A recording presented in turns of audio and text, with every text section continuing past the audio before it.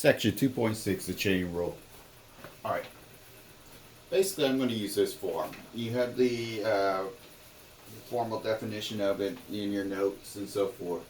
But let's look at it this way, okay? This is basically saying, let's suppose that I have an outside function and an inside function. And I want to take the derivative of it.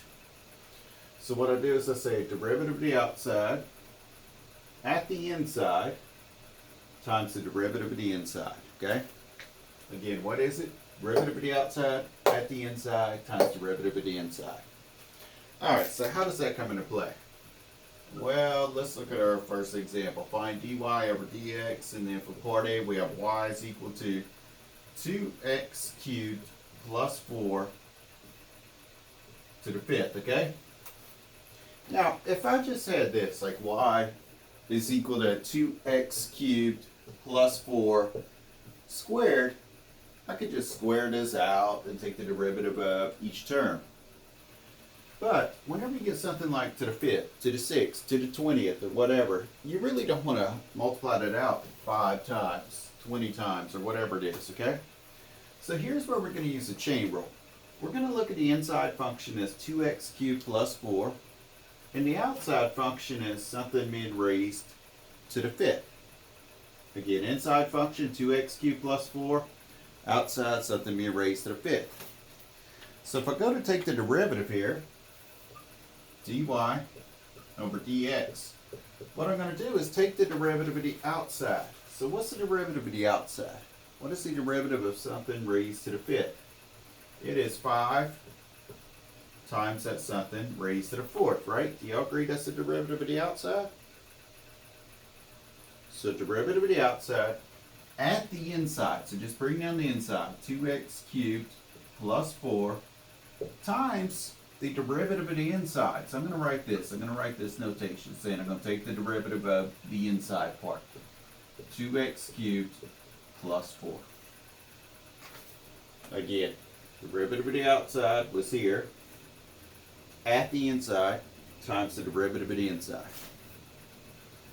All right, so this is 5 times 2x cubed plus 4 to the fourth times, let's take the derivative of this stuff. That's 6x squared, right? Well, 5 times 6x squared gives me what? 30x squared times this quantity 2x cubed plus 4 to the fourth. That's my derivative. All right, let's move on to the second part, part B.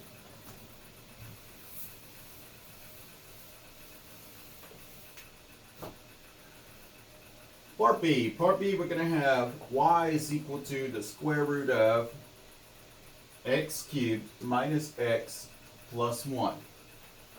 Now, just like in the previous sections, we like to write that square root as an exponent of 1/2 before we take a derivative.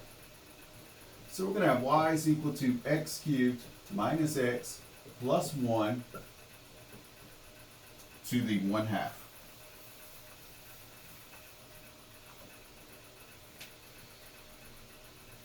All right, so if I want to take the derivative, dy over dx, what I do is I look at this as an inside function here. The outside function is something raised to the 1/2. So this is going to be an application of the chain rule. What does the chain rule say? Derivative of the outside, so that's 1/2, and then I put a negative 1/2 here, right? If I were to take the derivative of the outside, at the inside, at x cubed minus x plus 1 times the derivative of the inside times the derivative of x cubed minus x plus 1.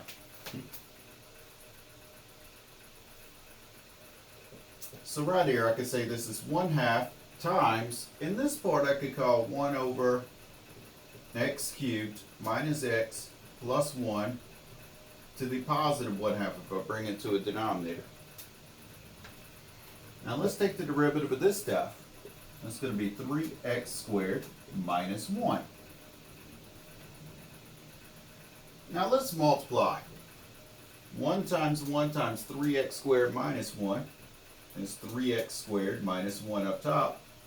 Down below I have 2 times this stuff, or I could write this as 2 times the square root of x cubed minus x plus 1 instead of using that 1/2 exponent.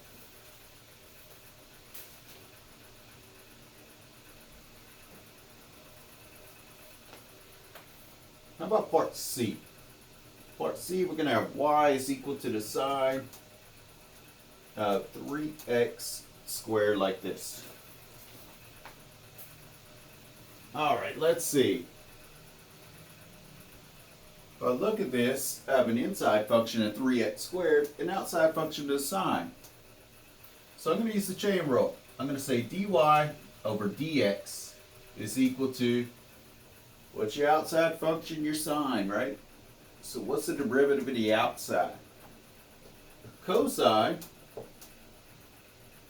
So what do we do? Derivative of the outside, which we put here, at the inside, at 3x squared, times the derivative of the inside, times the derivative with respect to x of 3x squared.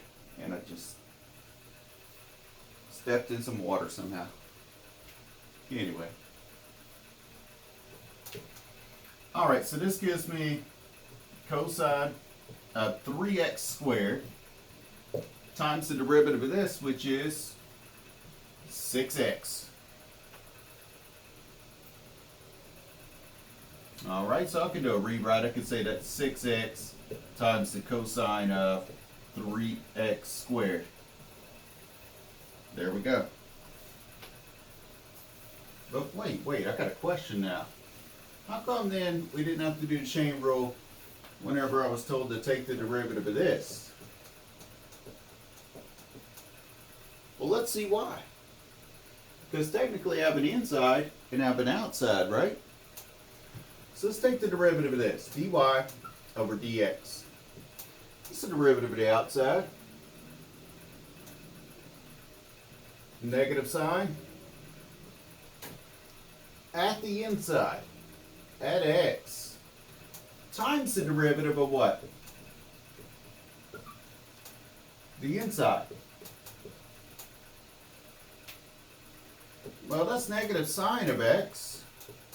But what's the derivative of x? Just 1, right? So wouldn't that be just negative sine of x? So why didn't we have to use the chain rule with this one? Because whenever we use the chain rule, when we take the derivative of this inside, what do we get? Just 1 multiplied. So that's why. So what are we saying here? We're saying that if we have a trig function that we're taking the derivative of, if it has anything other than like x here, if you're taking it with respect to x, if it has anything other than x, like this one, you need to use the chain rule.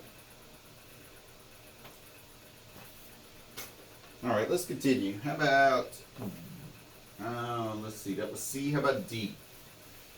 How about D?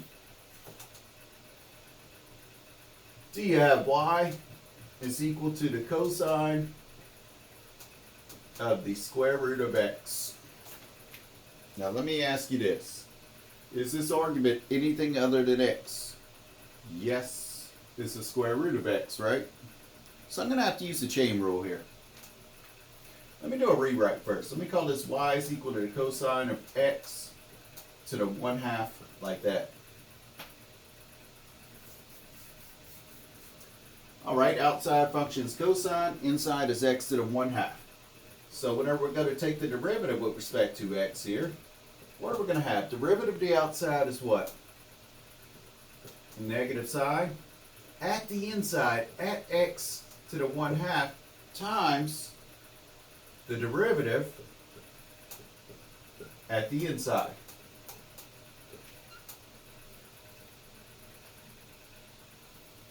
Well, let's see, that's negative sine of x to the 1/2 times, what's the derivative of this part? Yeah, you guessed it, 1/2 x to the negative 1/2.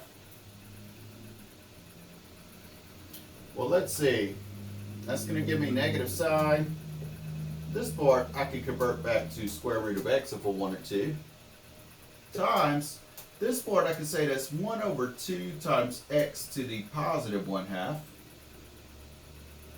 And if I multiply this stuff, what do I get? Negative sine of the square root of x is my numerator, and my denominator is going to be 2 times x to the 1/2, or I could say 2 times the square root of x.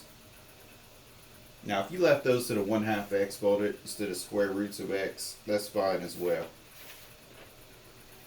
Alright, let's see. What do we have next? Part E. We've got a bunch of different parts here. It feels like we're going through the whole alphabet. Part E.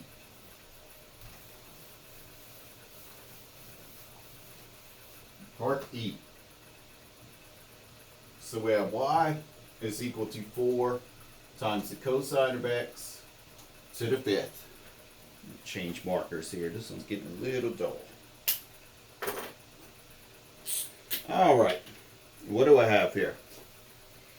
I have a constant times the cosine of x to the 5th.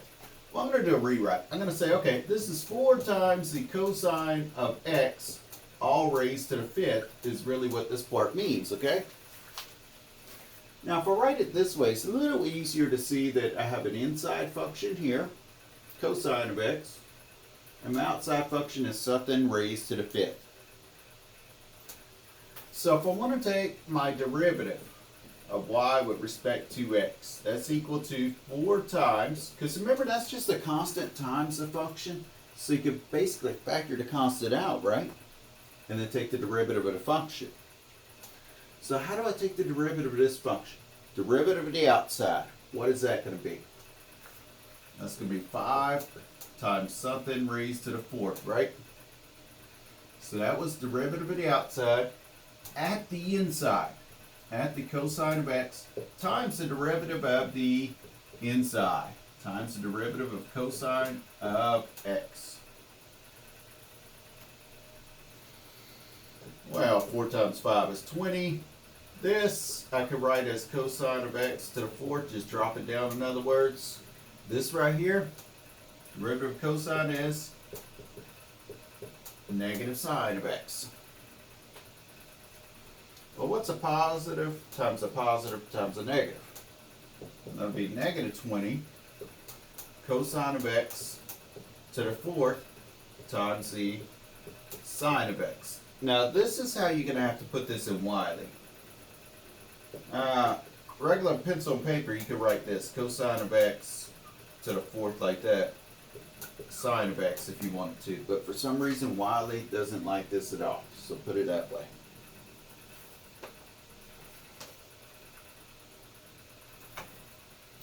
How about F? F is in Frank. F is in Frank. We're going to have y is equal to the square root of x times the tangent of square root of x quantity cubed. Like that. Let me erase all this stuff. Let's do some rewrites first. These square roots, we like them as x to the 1/2 to make it easier to take the derivative. So I'm going to say y is equal to x to the 1/2 times the tangent of x to the 1/2 like that, right? But I want to put it cubed, and I'm going to bring that cube to the outside right there to make it easier. I want to take the derivative of this. Yeah, I'm going to have to use the chain rule over here. But isn't this right here a product?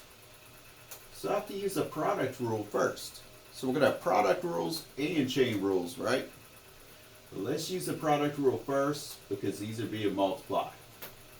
So whenever I go to take the derivative, dy over dx, what's the product rule? First, times the derivative of the second, times the derivative of the second part, all this part, tangent of x to the 1/2 quantity cubed. So that's first times derivative of second plus the second, which is tangent of x to the 1/2 cubed times the derivative of the first times the derivative of x to the 1/2.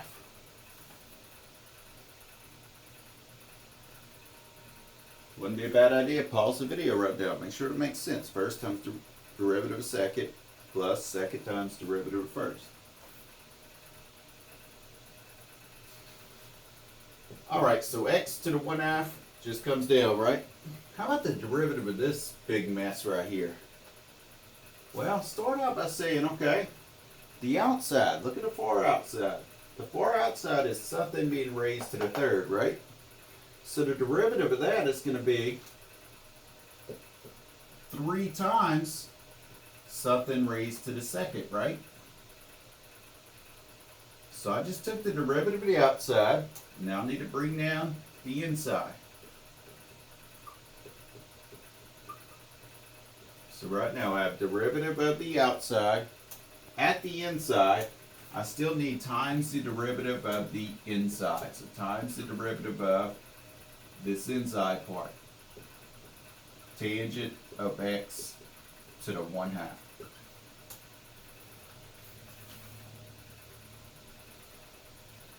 Plus, how about this stuff? That just comes down, right? Tangent of x to the 1/2. Quantity cubed times, what's the derivative of this? 1/2 x to the negative 1/2. Alright, let's keep going here. So this I could call 3x to the 1/2. This part right here, I could call that tangent of x to the 1/2 squared. I'm going to bring in here just because it makes it neater without all those parentheses. Times the derivative of this stuff. Well, again, I have an outside and an inside. I have an outside of tangent and I have an inside of x to the 1/2. So how do I take the derivative of this? Derivative of the outside at the inside first, right? What's the derivative of the outside? What's the derivative of tangent? Secant squared, right? So that's this right here is the derivative of the outside at the inside, at x to the 1/2, times the derivative of what? The inside part here.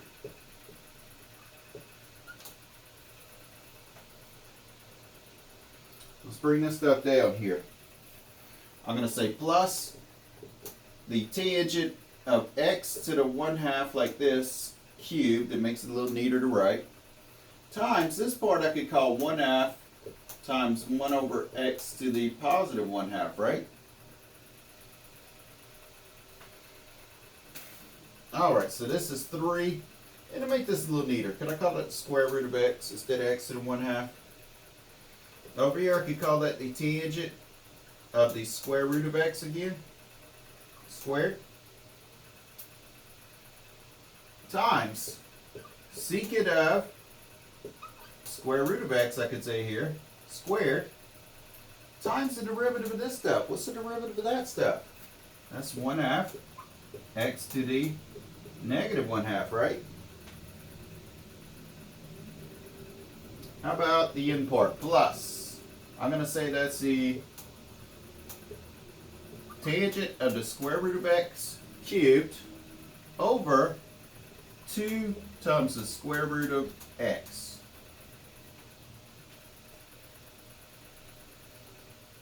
Well, let's clean this part up, okay? Yeah, that's the square root of x, but isn't it really x to the 1/2? You said that was x, same thing as x to the 1/2? X to the 1/2 times x to the negative 1/2 here, because all this is being multiplied, right?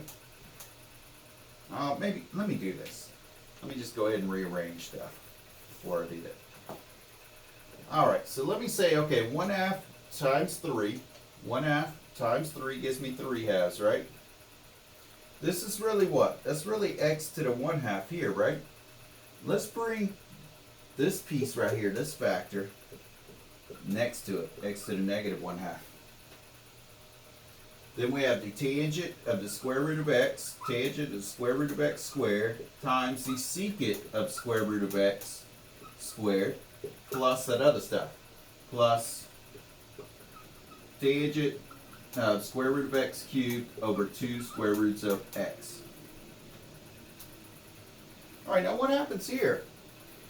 I keep this as x, then I add exponents, right? So that'll be x to the 1/2 plus negative 1/2. But won't that be x to the 0? Well, what's x to the 0? Just 1. So really, you could look at these as like dividing each other out. And you're left with 3/2 times the tangent of square root of x squared. Let me make sure I'm on the page still. Yeah. Times the secant square root of x squared plus the tangent square root of x cubed over 2 square roots of x. Ooh, that was a nasty one, huh? But sometimes we got to deal with it. Speaking of nasty ones, let's look at the next one. Part G.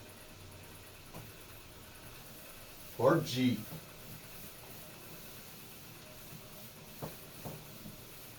Let me see. If I look at part G, I have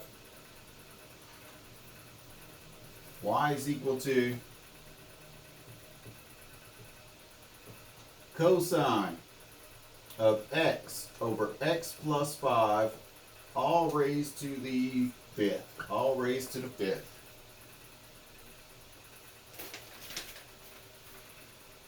Alright, let's do a rewrite here. Let's say that y will be equal to the cosine of x over x plus 5, like that, but all raised to the 5th like this.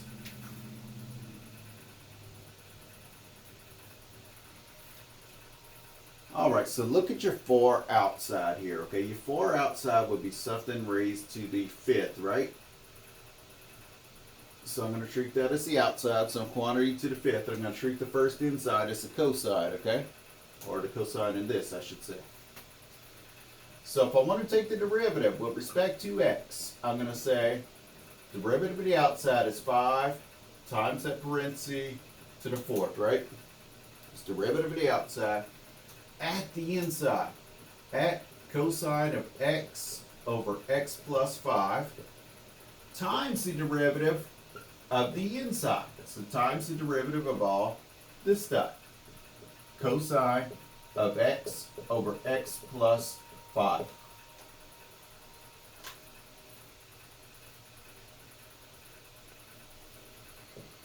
So that's 5 times, let me just rewrite this. I'm done taking a derivative of this part right here. There's no more derivative operator. So I'm just going to say, for simplicity, let me write it as this. Raised to the 4th like that. It's just a little neater. How about the derivative of this stuff? Well, what's the outside and what's the inside? The outside is cosine. The inside is x over x plus 5, right? So take the derivative. I'm going to say derivative of the outside is what? Negative sign. At the inside, at x over x plus 5 times the derivative of what? The inside, x over x plus 5.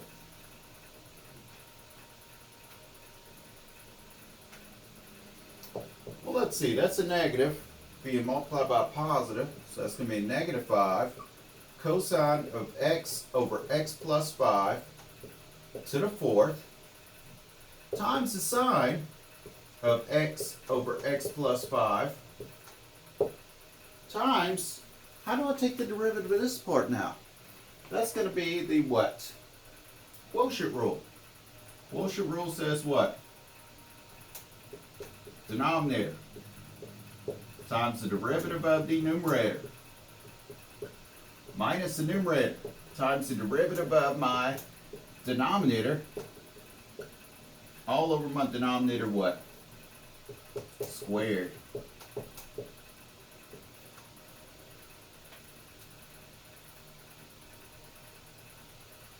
Alright, so we have negative 5 cosine of x over x plus 5 to the 4th times the sine of x over x plus 5 times, how about this big mess right here?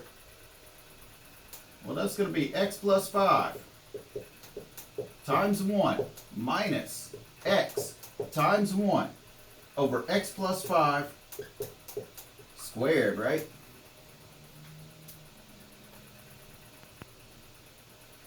Well, let's bring down this. Negative 5 cosine of x over x plus 5 to the 4th. Yeah, I know y'all tired of writing it, but we're still going to bring it down. Sine of x over x plus 5. No, because I'm tired of writing. Times. Isn't this really x plus 5 times 1 or just x plus 5? What's x plus 5 minus x? Just 5, right? Over x plus 5 squared. Now, what I could do here is I could take this part right here, this factor, and bring it to the front right here, multiply by that negative 5. Well, let's do so. So what's negative 5 times that 5 up top? That'll give me a negative 25 up top over x plus 5 squared. Then I have what? Times the cosine of x over x plus 5 to the 4th times the sine stuff, times the sine of x over x plus 5. Make sure y'all can see that. Yeah.